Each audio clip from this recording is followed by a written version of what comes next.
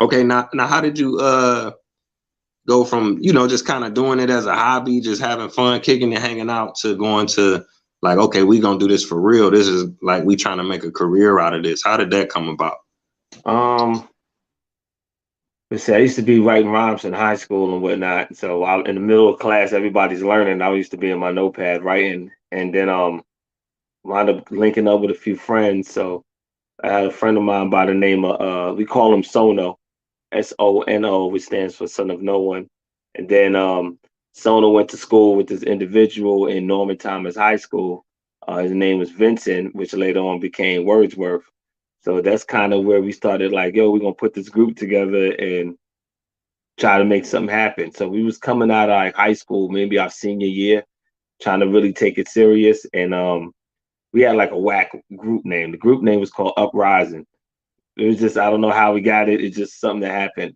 And then once one of my partners went to he went away to college in Atlanta, my man Sono, then it was just me and Words. So we were kind of solo artists at the time, and we just decided to just kind of like move forward and go ahead and try to just make some form of an impact. So we would just run up on people with demos and just rhyme in ciphers and do whatever we had to do. So that's kind of around that time, I'll say maybe my senior year of high school, when we started to try to take it serious. Wow, wow, that's what's up. Big shout outs to Wordsworth, man. He was on the show. Definitely remember we would when I was in high school, we would come home and try to catch them episodes of Lyricist Lounge, man. That's definitely a classic, a staple in Yeah, the hip hop. thank you, thank Yeah, you. yeah. Now, right, I was gonna say, now they had the soundtracks, and then y'all ended up getting on that. Now, was how far was that from, like y'all coming out of high school? Mhm. Your homeboy went to college. Was that like a great gap in between that, or was that soon after? What the Lyricist Lounge album? Yeah, yeah, because they had the show, and then it was coming with the. I guess it was a like soundtracks, or what?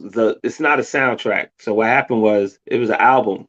So Lyricist Lounge was more of a an underground rap movement where these two guys, Anthony and Danny, will put.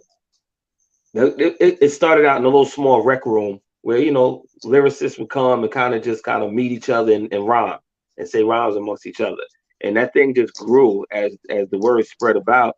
Then it started hitting stages in New York City at a spot called Wetlands, and that's when everybody started hearing about it. So everybody in the crowd was artists, rhyming, Wow. singers, whatever, poets. It would be dudes in the crowd, and then one day, I was able to meet these guys at a show, and a manager of mine at the time that used to manage me in Words, his name was John Vasquez, gave our demo to them. They liked it. They called us in to perform at the lounge and do a show. Q-Tip was actually the host of that show, and that's how me and Words got introduced to the lounge. And then just from building a good rapport with them, they wanted to put together a project. So they got a deal through Raucus, and they put out this double album, which was Lyricist Lounge Volume 1. And in the making of that album, me and Words did a song called The Cipher. But this one day we was all doing the last song on the album, which is more like a freestyle track with a bunch of rappers. Um, Words was in the lounge in the lounge area, and we was all freestyling, right? I guess this is what happens when you get a bunch of creatives together. Words was acting like the teacher, we all was acting like students. So it was like sort of like a call and response, but it was all improv freestyle off the head. Somebody was recording it and was like, yo, this would be a dope idea for a show. One thing led to another. They somehow got MTV to get on board and made a show of it. And we all wound up auditioning for the parts. Some people made it, some didn't. But that's how the whole Lyricist Lounge TV show and the album came about. It was just an album that we was doing for the underground cast to kind of get some light, and that led into a TV show. And then after the TV show came Lyricist Lounge Volume 2, where they kind of went a little different with it, where they kind of put like a major artist with an underground rapper, try to get some like exposure and stuff like that. Wow, man, I appreciate you breaking that down.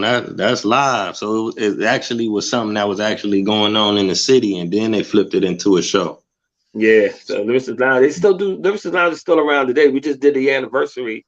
Um, ooh, I want to say maybe back in May, sometime in Mm-hmm. New York City at the Apollo Theater.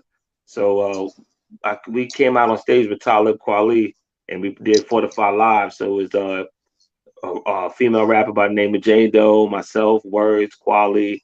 Most couldn't make it, but we still performed the record off the Black Star album called Twice in a Lifetime.